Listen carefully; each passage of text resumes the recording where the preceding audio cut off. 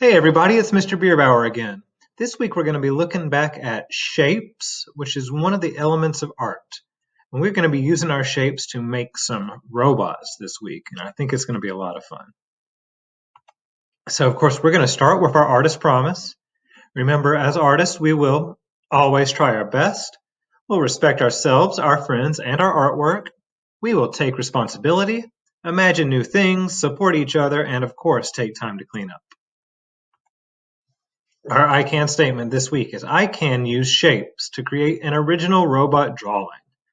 So remember, I'm going to show you guys some examples, but you can definitely make yours any way you want as long as you are going to be using shapes to make them.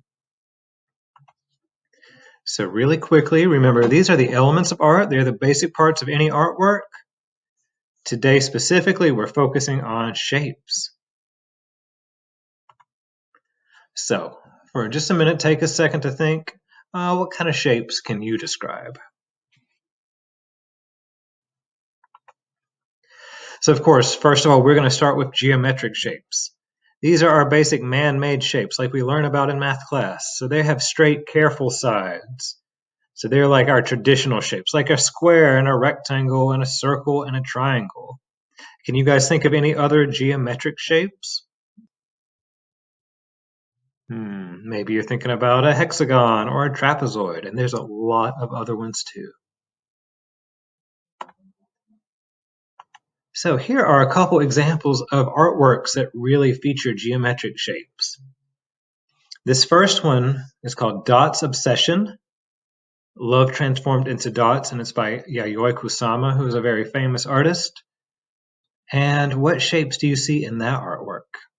I see one shape that is repeated over and over and over. That's right, there's a bunch of circles in there. These balls are circle shapes, and then they're covered in circles as well. And it looks like maybe she's got it set up with a mirror. So we see these shapes of circles repeated over and over. Now, this other one I think is really cool. It's called Mad Man by Liam Brazier. And there's a lot of, looks like mostly triangles in this one. There's some other geometric shapes as well. But can you guys tell who that is? It's a Marvel superhero. And it's someone who has a problem with his anger. That's right, it's the Hulk. Liam Brazier did a whole series of Marvel characters in shapes like this, and they're super cool. He also did a bunch of Disney and other characters too, so definitely look him up if you are interested in this artwork, because I hadn't heard of him before, but I really love what I saw. All right, the other kind of shapes we're going to look at are called organic shapes, and those are natural shapes like we might see in nature outside. They might be bumpy, curvy, uneven, and some of them are hard to describe. Like if we look at these 7 here, how would you describe them? What could you say maybe they look like? Like I think this light blue one that's standing up might look kind of like a leaf on a tree. Some of these other ones look like they could be clouds or bushes or splashes in the water. So they're not shapes we're going to learn about in math class. They're shapes we see out in nature. And a lot of times artists will really focus on organic shapes too. So let's take a look at some examples. All right, here are 2. This first one is called Event by Bryce Martin. And look, it almost is like a maze going all around. It looks like it could be yarn or string. And there are all sorts of organic shapes. None of these are straight, perfect shapes like we would learn about in math. And then over here, I know we've talked about him once before, but this is Matisse, and his picture is called Vegetables.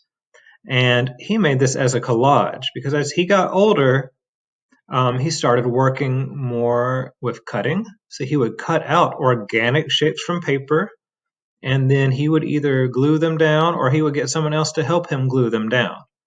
So all of these different shapes look like they could be vegetables. So maybe this one here is a celery, perhaps. Do you see any other that you recognize? This one might be a pepper. I don't know. There's some really neat ones. Maybe these are apple slices or pieces of apples. But again, these are both organic shapes. So when we do our robots, do robots normally look man-made or natural? Yeah, they're usually man-made. So for ours, we're going to focus mostly on geometric shapes, but we can add a couple organic shapes in there. I'm going to show y'all step by step how to do one that would be in this square, but here are two I've already done. You can see this one is mostly made out of squares and some triangles and rectangles. So are those organic or geometric? Yep, you're right, they're geometric. So it's going to be mostly geometric. This one has mostly geometric, but this shape right here, this could be an organic shape because it's not like a regular one we learn about. And like the lines for the hands too. But mostly, again, geometric, because usually robots, there's probably some other examples. You might be able to think of some that look more organic, but most of them are going to be geometric because they're very stiff and man-made. So you're going to draw them, you're going to add your extra details, and then you're going to add colors, textures, and patterns. But I am about to show you an example right now, so stay tuned, and I hope you enjoy it. All right, everybody, so I'm going to show you guys how we can do our shape robots. Remember, I'll show you an example. You definitely don't have to make yours exactly like mine. The biggest thing is we're going to make sure we're using a lot of the geometric shapes we talked about. We may even use some organic shapes too. So the first thing I'm going to do is I've got my white paper, I've got my pencils. I'm going to use markers today, but you can use whatever you have. First thing I'm going to do is I'm going to take my paper and I'm going to fold it in half across. So that's hot dog style, so across, and then I'm going to open it back up. And that is going to give me a line to kind of center my robot around. I'm going to try to make it mostly symmetrical, which means this side and this side will be like a mirror image. And that's just because that'll be easier for me to make sure I can get my whole robot on here and get some good details. So I'm going to start with the body of my robot. I'm just going to make it be a big rectangle, and I'm going to put it right towards the middle of my paper so I have room above for a head and room below for feet and legs. So it doesn't have to be a perfect rectangle. If you want, if you've got a ruler, you can use a ruler. I'm just going to freehand it. So I'm going to make it kind of a big one. And see how I'm trying to keep this side and this side about even. When I do it, I kind of will make it a little sketchy at first as I try to plot it out. And then I'll erase this a little bit. It means I'm going to have short legs and then room up here. So I'm going to go on and put these legs on. I'm going to just start with two kind of skinny rectangles going down. And so I started that one about that far over. So I'll start this one about the same on the other side. And I'm starting with basic shapes because that's the easiest way for me to make sure I get everything on here. And then I'm going to go in and add some details afterwards. I think for the feet here, I'm going to use maybe like a half circle. So I'm going to start with a line for the bottom of the feet. Just sticking out a little bit from each side. Or actually, maybe I'll do trapezoids. So remember, a trapezoid has 1, 2, 3, 4 sides. And these two sides are parallel, straight across from each other, and these two sides curve in like it would make a triangle. In fact, if we kept going up on both those, we would end up with a triangle. So here are two trapezoids for feet. Now I'm going to go ahead and make sure I can put a head on here. I'll do a neck first. We'll do another rectangle. We're going to do a lot of rectangles in this. And let's make it kind of a tall one. So I'm going to go up about this far. And again, remember, yours can be definitely different from mine. I'm gonna cut a little bit off because this side's sticking out more.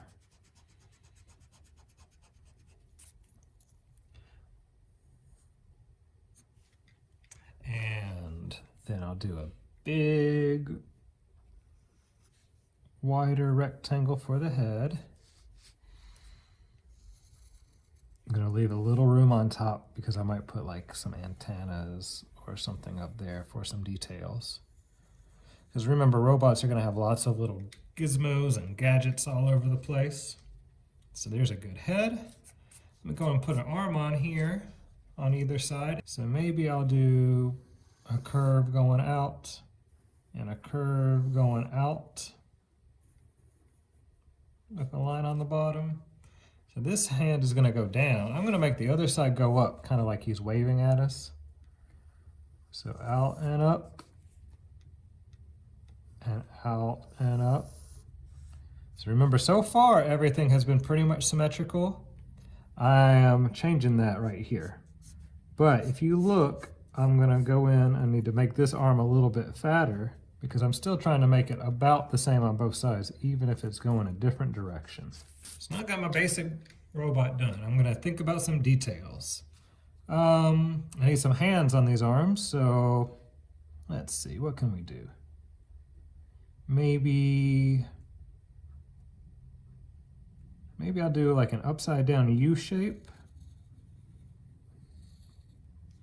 And then make it like a bubble letter U. And then up here I'll do a regular U shape.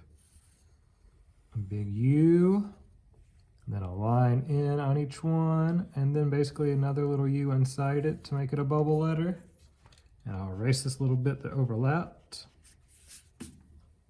And pass. Now I got hands. They kind of look like Lego Man hands. Let's see. Let me give them some eyes. I'll do some, just a little sort of vertical oval. So that means it's standing up and down like that. Maybe a little circle inside. And how about a mouth? We'll just do a rectangle. I'm going to make mine a little bit longer than the neck. There's a long rectangle. And maybe I'll break it up into some smaller rectangles. Like that. So now looks like he's got some teeth we're looking at. Robots sometimes will have a little, maybe a gizmo sticking out of either side of his face. I don't have a lot of room here, so I'm going to make it a small one. Maybe just a little rectangle like that. And then the same thing on this side. And give him maybe maybe one little antenna right in the middle. So how about just a line up with a circle on it? His neck seems kind of big, so maybe we'll split it into a couple rectangles going across. A lot of robots have like a control panel or something on the front. So let's maybe put a big square or rectangle down here.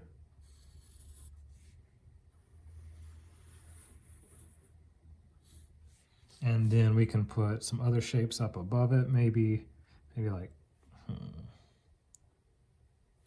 maybe just some rectangles going across.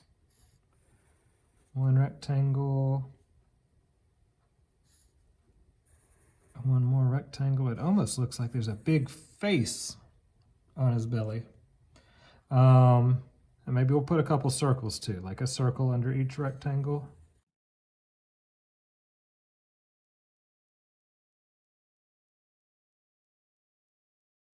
Maybe this is gonna be like a door that we can open up if we have to work on the inside of the robot. And again, whatever you want to do, we can get as detailed as we want. Just remember, we're mostly going to use our shapes. So far, other than the arms and the hands, everything I have done has been either a line or a geometric shape.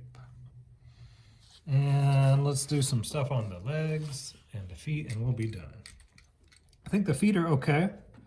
Maybe I'll put a little circle on each side, kind of like it's a bolt attaching it. And maybe we'll just split this up into some vertical rectangles. So 2, and then I'm gonna split each one up into 2 more.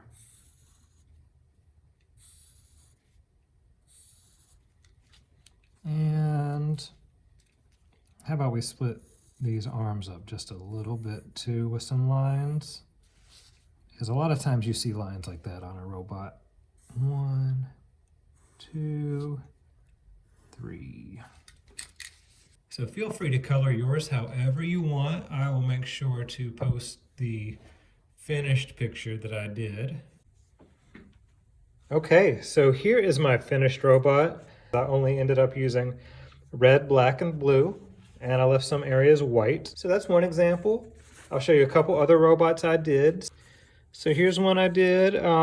Again, I still only used, this one I only used geometric shapes and lines. I didn't use any organic shapes. I used some patterns and some textures to fill in some of the areas. This one I decided to stick with just a couple colors. So I just did red and black and gray because I know a lot of robots are just like a gray metal. And I wanted this one to be a little bit less of a silly robot and a little more serious. So I thought that would be a good way to do it. So I can't wait to see what you guys come up with. So just do your best and make sure you turn them in. Thanks.